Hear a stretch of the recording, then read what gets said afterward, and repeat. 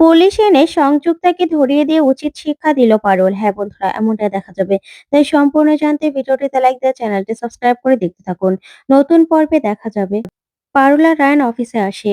তখন তো পারুলের বস খুব খুশি হয়ে যায় আর বলে, ওয়েলকাম পারুল, তুমি আবার যে এই অফিসে জয়েন করেছো সেটা আমাদের জন্য খুবই ভালো লাগছে। বিশ্বাস করো, তুমি সে মার্কেটিংটা করার পর থেকেই আমাদের সেল আরো দ্বিগুণ হয়ে গেছে। তখন এই বলেই খুব খুশি হয়ে যায় চেয়ারম্যান সাহেব আর হাতে তালি দেয়। ওইদিকে তখনই সংযুক্তাকে বলে, কি সংযুক্তা, তুমি কি বলেছিলে পারুল নাকি পারবে না? এবার দেখেছো, পারুল তো তোমাকে গোল দিয়ে দিল প্রথমবার। তখন সংযুক্তা মনে মনে বলে, প্রথমবার নয়, এই হলো দ্বিতীয়বার। এখন স্কোর হলো 0/2। পারুল আমাকে 2বার গোল দিয়েছে। কিন্তু, আমি ওকে টিকতে দেব না। তারপরে দেখা যাবে চেয়ারম্যান সাহেব শতাব্দীকে বলে, যাও তো বন্ডের সেই কাগজটা নিয়ে এসো। ওইদিকে রায়ান পারুলকে বলে, কিরে, বন্ডের কাগজ দিয়ে কি করবে? তখনই সেই চেয়ারম্যান স্যার বন্ডের কাগজটা নিয়ে সংযুক্তাকে বলে, সংযুক্তা, এই বন্ডের কাগজেই রায়ান আর পারুলকে সই করিয়ে নিয়েছিলে, তাই তো? যে কোম্পানিতে লস হলে ওরা সেটা ভর্তুক দিয়ে এখান থেকে চলে যাবে চাকরি ছেড়ে। এবার এবার তো পারুল আর রায়ান ডাবল সেল বাড়িয়ে দিয়েছে। এবার কি করবে? তখন সংযুক্তা কিছুই বলে না। ওইদিকে শিরিন মনে মনে বলে, এই পারুলটাও না, যতবার ওকে হারাতে চাই ততবারই ও জিতে যায়। তখন দেখা যাবে চেয়ারম্যান স্যার খুব খুশি আর পারুলকে বলে, পারুল, আমার মনে হচ্ছে তুমি এই মার্কেটিংটা করেছিলে না? সেই জন্যই হয়তোবা আমাদের বিরোধী পক্ষের কোম্পানি গুলোই এই কাজটা করেছে। তোমাকে মারার চেষ্টা করেছে। তুমি চিন্তা করো না। আমি সব রকম ব্যবস্থা করছি যাতে উপযুক্ত শাস্তি পায় তারা। তখন পারুল সংযুক্তার দিকে তাকিয়ে থাকে। ওইদিকে সংযুক্তা অনেকটা ভয় পেয়ে যায়। তখন পারুল সংযুক্তার দিকে তাকিয়ে থাকে। তখন পারুল বলে, না স্যার, আমার মনে হচ্ছে না যে শুধুমাত্র ওই কোম্পানিগুলো এই কাজ করেছে। আমার মনে হচ্ছে অন্য কেউ এর সঙ্গে জড়িত আছে। তখন মল্লার বলে, হ্যাঁ স্যার, যে কিনা আমাদেরকে ভালো করে চিনে। পারুল আর রায়ানের গতিবিধির দিকে নজর রেখে এই কাজটা করেছে। আমি একদম নিশ্চিত। তখন চেয়ারম্যান স্যার বলে, তোমরা চিন্তা করো না, আমি দেখছি কে এই সবকিছুর সঙ্গে জড়িত। ইনফ্যাক্ট আমি অফিসারকেও ফোন করেছি। পুলিশ অফিসার এখনই আসবে আর তোমাদের সঙ্গে কথা বলবে। এই কেসটা ভালোভাবে ইনভেস্টিগেশন করবে পারুল। তুমি একদম চিন্তা করো না। তখন দেখা যাবে যে শালিনী আরেকজনকে বলে, স্যার, এরকম ভাবে পারুলের সঙ্গে কথা বলছে যেত সিইও সংযুক্তা ম্যাডাম নয়, পারুলই। তারপর দেখা যাবে অফিসার আসে। তখন চেয়ারম্যান স্যার বলে, আচ্ছা, তোমরা সবাই বাইরে যাও। অফিসারের সঙ্গে আমি একটু কথা বলছি। রায়ান, পারুল তোমরা থাকো। আর শিরিন আর সংযুক্তা তোমরাও থাকো।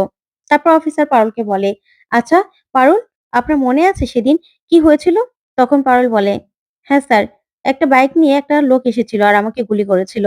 বাইকটার এমন একটা শব্দ না, যাতে মনে হচ্ছিল যে অনেক বিকট শব্দ। সচরাচর এরকম শব্দ হয় না। তখন অফিসার বলে, আর কিছু মনে আছে? তখন পারুল ডিটেলসটা ভেঙে বলে। তখন রায়ানও বলে। ওইদিকে শিরিন মনে মনে বলে, সর্বনাশ, পারুলের এত কিছু মনে আছে। ও যদি ম্যাডামকে ধরে ফেলে তাহলে তো সর্বনাশ হয়ে যাবে, আমিও ফেঁসে যাব। ওইদিকে সংযুক্ত মনে মনে বলে, আমি যে কেসটা ঘটিয়েছি সেটা ইনভেস্টিগেশন আমার সামনেই হচ্ছে। আমি তো কিছুই বুঝতে পারছি না কি করব। তারপর অফিসার পারুলকে বলে, আচ্ছা ঠিক আছে, তাহলে আমরা এই কেসটা ইনভেস্টিগেশন করছি আর দেখছি এরকম কোনো বাইক কোথাও আছে কিনা। তাহলে আপনাকে আমরা ঠিক জানাবো।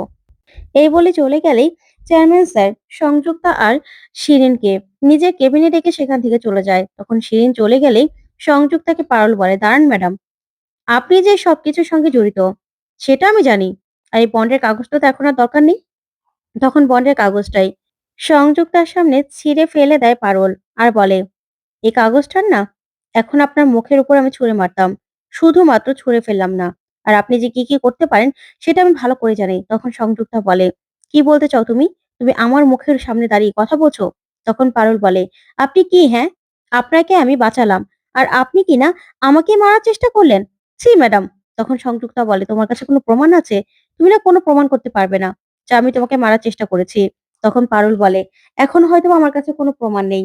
তবে কোনো প্রমাণ থাকলে না আপনাকে আমি ঠিকই মানুষ খুন করার অপরাধে জেলে দেব। তখন এই কথা বলেই পারুল সেখান থেকে চলে যেতে লাগলে রায়ান বলে, এই জন্তু, তুই তো হেব্বি চটে গেছিস। তখন পারুল বলে, শোন, আমার সঙ্গে না একদম লাগতে আসবি না।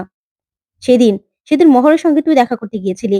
এখন যদি অফিসারকে আমি বলে দিতাম না যে কেন আমি সেদিন রাস্তার ধারে গিয়েছিলাম, তাহলে কিন্তু মার্ডার কেসের সঙ্গে সঙ্গে পরক্রিয়ার কেসে তুইও ফেঁসে যাতি। তখন এই বলে পারুল চলে গেলেই রায়ানও ভয় পেয়ে যায়। তারপরে দেখা যাবে পুলিশ অফিসার পারুলকে ফোন করে যাওয়ার জন্য একটা গ্যারেজে গাড়ি আইডেন্টিফাই করার জন্য। তারপরে পারুল বেরোতে গেলেই রায়ান বলে, "পারুল, আমি তোর সঙ্গে যাচ্ছি।" তখন পারুল বলে, "না, আমারটা আমি করে নিতে পারবো। তোকে আমার জন্য কিচ্ছু করতে হবে না।" এই বলে পারুল বেরিয়ে যায়। তারপরে গ্যারেজে গেলেই সেই বাইকটা দেখেই চিনে ফেলে পারুল আর বলে, "হ্যাঁ, হ্যাঁ স্যার, এই বাইকটাই।" তখন অফিসার বলে, "ঠিক আছে, আমরা বরং আর কিছু জানতে পারলে আপনাকে জানাবো।" তখন পারুল যেতে লাগলে একটা গাড়ির সঙ্গে ধাক্কা লাগে। তখন গাড়িটা দেখেই পারুল চিনে ফেলে, কারণ সেটা মেহুলের গাড়ি ছিল। তখন পারুল সেই গ্যারেজের মালিককে বলে, "দাদা, এই গাড়িটা কার?" তখন গ্যারেজের মালিক বলে, "এটা তো প্রিয়া দিদির। প্রিয়া নামের একটা মেয়ে এই গাড়িটা এখানে সারাতে দিয়েছে।" তখন পারুল বলে, "তার কোনো ভালো নাম? মেহুল, মেহুল বা কিছু নাম বলেছে?" তখন গ্যারেজের মালিক বলে, "না, না ম্যাডাম, এরকম কিছু তো জানি না। তার সাথের জন তাকে প্রিয়া দিদি বলেই ডেকেছিল। তাই আমরা জানি প্রিয়া দিদি।" তখনই পারুল বলে, "দাদা, আপনাদের কাছে তার ঠিকানা আছে?" তখন পারুল সেখান থেকে ঠিকানা নিয়ে মেহুলের বাড়িতে চলে যায়। ওইদিকে কলিং বেল চাপলেই তখন অনেকক্ষণ পরে একজন এসে দরজা খোলে। তখন তাকে দেখে পারুল মনে মনে বলে, "এটা তো মেহুল হতে পারে না। কারণ মেহুল তো একদম ফর্সা দেখেছিলাম বিদেশীদের মতো। এ তো দেখছি চাপা রং আমার মতো।" তখন পারুল বলে, "আপনি এখানে প্রিয়া চক্রবর্তী আছে?" তখন সেই মেয়েটা বলে, "আমিই প্রিয়া। কেন?" তখন পারুল বলে, "এই গাড়িটা কি আপনার?" তখন গাড়ির ছবি দেখে বলে, "হ্যাঁ, আমার গাড়ি। কেন, কি হয়েছে?" তখন পারুল বলে, "আচ্ছা, এই বাড়িতে কি মেহুল নামে কেউ থাকে?" তখন সেই মেয়েটা বলে, "না তো। এখানে তো মেহুল নামে কেউ থাকে না। এখানে তো আমিই থাকি।" তখন পারুল বলে, "প্লিজ ম্যাডাম, আপনি বলুন না, ক্রিসমাসের দিন আপনার গাড়িটা নিয়ে কেউ কি বেরিয়েছিল? মেহুল নামে কেউ কি গাড়িটা নিয়েছিল?" তখন সেই মেয়েটা বলে, "দেখুন, এই গাড়িটা না সার্ভিসিং এর জন্য অনেক সময় অনেককে দেওয়া হয়। আর তাছাড়া অনেকেই নিয়ে থাকে।